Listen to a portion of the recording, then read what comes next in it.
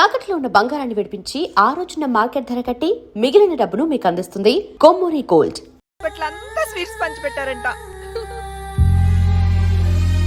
ఏంటండి ఏదో ఆలోచిస్తున్నారు? కవల పిల్లలు పుట్టపోతే ఏంటే బంగారం లాంటి బిడ్డను కన్నావు. అవునండి, నిజంగా మన బిడ్డ బంగారమే.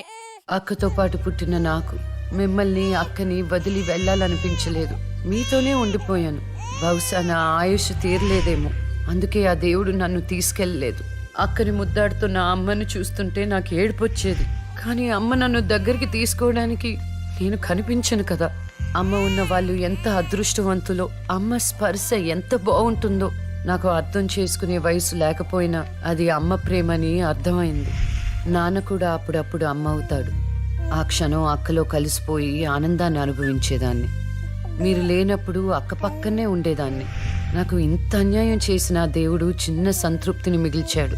ఎందుకంటే నేను అక్కకి కనిపిస్తాను కాబట్టి. నీలాల కళ్ళని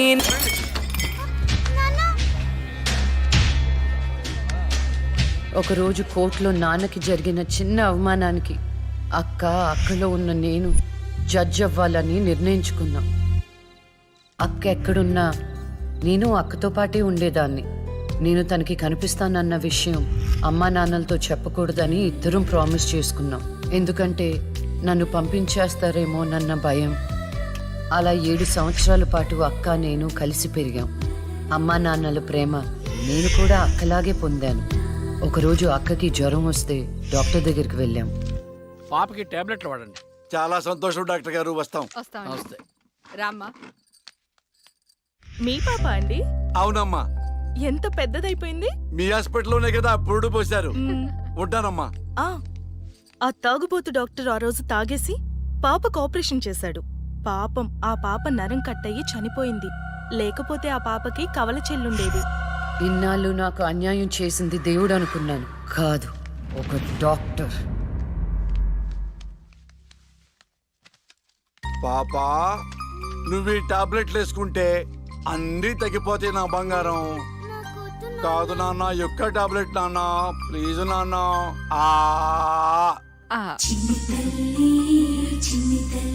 జ్వరం తగ్గిపోద్ది నాన్న, బుజ్జు బంగారు తల్లి. రా, కమా. మీకు దండం పెడతాను. ఇక నా దగ్గర పని చేయాలంటే నాతో బోని కొట్టించుకోవాలా? నన్ను వదిలిపెట్టండి. Come on darling.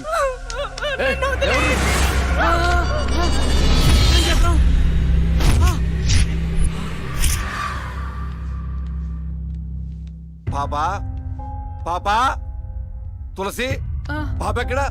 అదే అర్థం కావట్లేదండి. ఎక్కడికి వెళ్ళింది?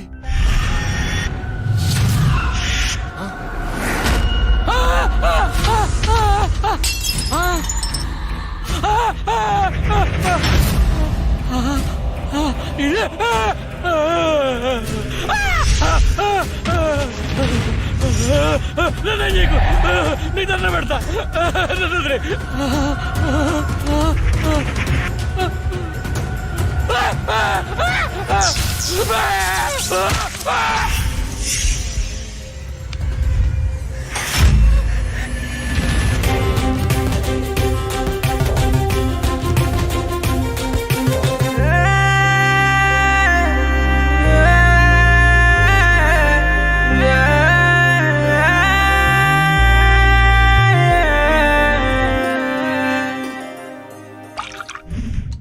గురువు గారండి, మా అమ్మాయి లా పాస్ అయిందండి. ఇక నుండి మా అమ్మాయి పేరు లక్ష్మి కాదండి, లాయర్ లక్ష్మి. వావ్ పర్వాలేదా? కోర్టు ముందు టీ అమ్ముతునే కూతుర్ని లాయర్ని చేసావు. Very good. ఇంతగా అమ్మాయి ఎక్కడా? లక్ష్మి,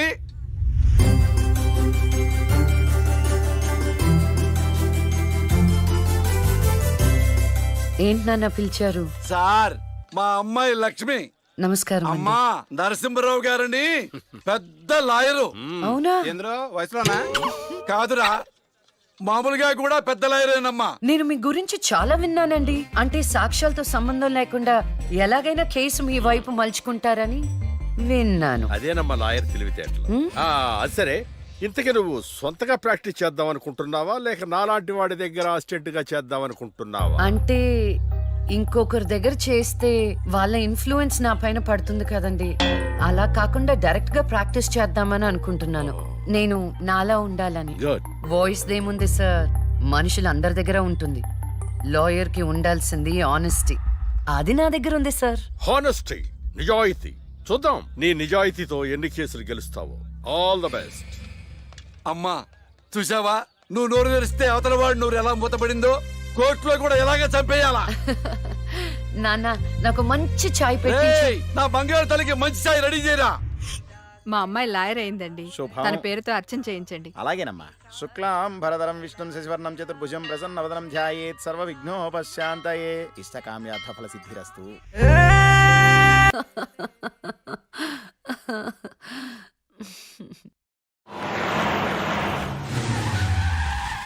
అక్క లాయర్ కన్నా జడ్జ్ గానే సూట్ అవుతుంది. చిన్నప్పటి నుంచి పార్షాలిటీ లేకుండా ఏది న్యాయమో ఏది అన్యాయమో తెగేసి చెప్పేది.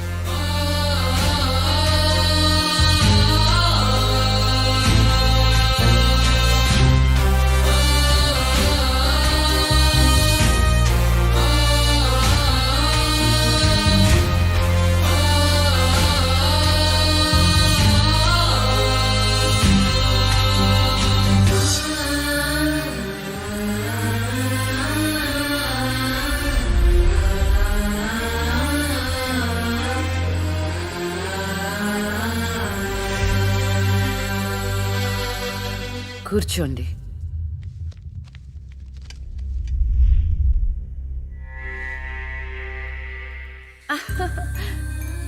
All the best. ప్రొసీడ్.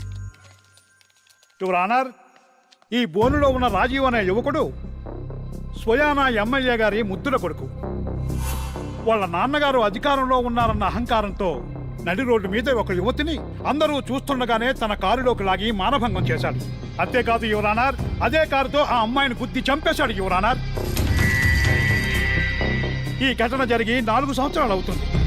ఈ రాజీవే హంతకుడని అందరికీ తెలుసు, కానీ ఇంతవరకు నిందితుడికి శిక్ష పడలేదు your honour. Objection your honour. Objection sustained. Thank you. ఈ పేపర్లో టీవీల్లో వచ్చిన వార్తల ఆధారంగా శిక్షిస్తూ పోతే జైళ్లు నిండేవి యువర్ ఆనర్. ఈయన క్లయింట్ ఎమ్మెల్యే గారి కొడుకు అవటం వలన అతన్ని రాజకీయంగా దెబ్బ కొట్టాలనే ఉద్దేశంతో ఈ ప్రతిపక్షాలన్నీ ఏకమై ఈ ఛానళ్ల వాళ్ళతో కలిసి పనిన కుట్ర మాత్రమే ఇది. ఈ రాజీవ్కి చనిపోయిన అమ్మాయికి ఎలాంటి సంబంధమూ లేదని తమరికి విన్నవించుకుంటూ అతన్ని నిర్దోషిగా భావిస్తారని ఆశిస్తున్నారు. That's all your honour. Objection your honour. ఇలాంటి వాళ్ళకి శిక్ష పడకపోతే ఎంతో మంది అమ్మాయిలు బలైపోతూనే ఉంటారు. నేను ఇదివరకు ఎన్నో సాక్ష్యాలను కోర్టులో ప్రవేశపెట్టడం జరిగింది యువర్ ఆనర్. దయచేసి మానవతా దృక్పథంతో ఆలోచించి జడ్జిమెంట్ ఇవ్వండి.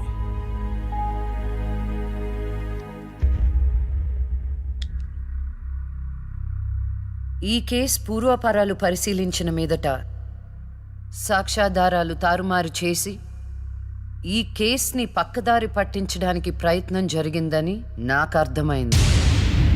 సాక్ష్యం లేకపోవచ్చు, కానీ కారణం లేకుండా ఏ ఆడపిల్ల తల్లిదండ్రులు మా అమ్మాయిని మానభంగం చేశారు, చంపేశారు అని కోర్టు మెట్లు ఎక్కరు. కానీ ఈ తల్లిదండ్రులు 4 సంవత్సరాలుగా కోర్టు మెట్లు ఎక్కుతూనే ఉన్నారు. ఈ రోజు వరకు న్యాయం కోసం తిరిగి తిరిగి అలసిపోయిన వాళ్ళ కాళ్ళకి, నా తీర్పు కోసం ఎదురు చూస్తున్న వాళ్ళ కళ్ళకి విశ్రాంతి ఇవ్వాలని నిర్ణయించుకున్నాను. ఇక్కడున్న ప్రత్యక్ష సాక్ష్యాలను రాతపూర్వకంగా సాక్ష్యాధారాలని స్వీకరించండి.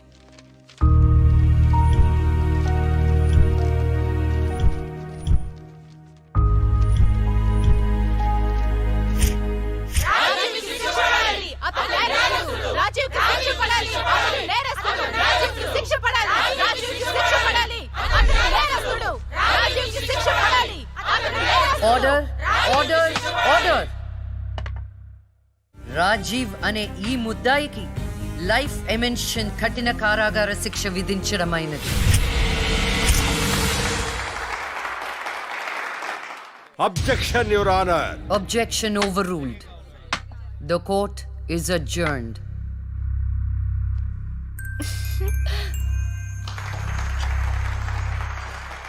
ఏమే, కొత్తగా వచ్చింది అంటే ఏ సీమ టపాకాయో శిశింద్రియో అనుకున్నాం.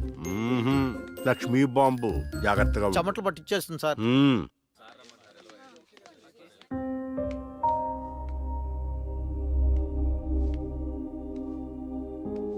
హలో హలో, అందరూ ఒకే దగ్గర ఉన్నారు. ఏంటి స్పెషల్? చేపల పులుసు మేడం. ఓహో, తినండి తినండి. మీ అందరికీ ఒక విషయం చెప్పేద్దామని వచ్చాను. ఇక మీదట దొంగ సాక్ష్యాల్ని ఎంకరేజ్ చేయకూడదు, న్యాయంగానే వాదించాలి. ఏమిటి మేడం, ఏం మాట్లాడుతున్నారు? ఇంకెలా మాట్లాడమంటారండి? హా? కోర్టుని కూరగాయల మార్కెట్లా తయారు చేశారు. స్టేషనరీ నుండి సాక్ష్యాల వరకు ప్రతిదీ అమ్మకమే. మర్డర్ కేసుకో రేటు, దొమ్మి కేసుకో రేటు, రేప్ కేసుకో రేటు. చిచి, చెప్పుకుంటేనే సిగ్గుచేటు. సంపాదించుకుంది చాలు, ఇక అన్నీ మారాలి. అన్నీ మారతాయి. ఇక నుండి దొంగ సాక్ష్యాలు చెప్పేవాళ్ళు కోర్టు సరౌండింగ్స్ లో కూడా కనిపించడానికి వీల్లేదు.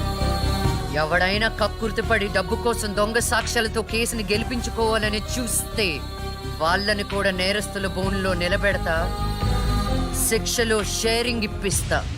ఇక నుంచి న్యాయం గెలవాలి, న్యాయమే గెలవాలి, న్యాయమే గెలవాలి, న్యాయమే గెలవాలి, న్యాయమే గెలవాలి. ప్రశాంతంగా ఉన్న అక్క జీవితంలో ఒకరోజు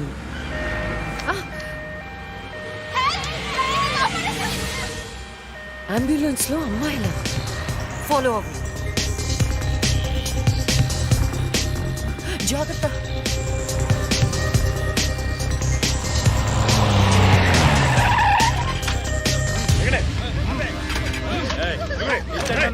చలో జల్దీ, చలో.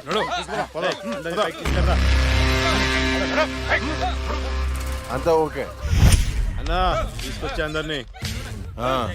ఏం ప్రాబ్లం రాలేదు కదా? అంబులెన్స్ లో అమ్మాయిలు ఉంటారని ఎవరు గెస్ట్ చేస్తారన్నా? ఏయ్, వీళ్ళందరినీ ట్రక్ లో ఎక్కించండి. ఆ దుబాయ్ షేక్ గాడు ఒక్కడే ఫోన్లు. అసలు అది సార్ ప్లీజ్ సార్, దండం ఓయ్! పెట్టండి. అరవకో. ఏంటే నువ్వు అరిస్తే రిప్లై ఇచ్చేవాడు ఇవ్వలేడు. ఇది నా ఏరియా. రేయ్, తీసుకెళ్ళండి రా అందరినీ. తీసుకెళ్ళండి తొందరగా. పోవే. Stop it!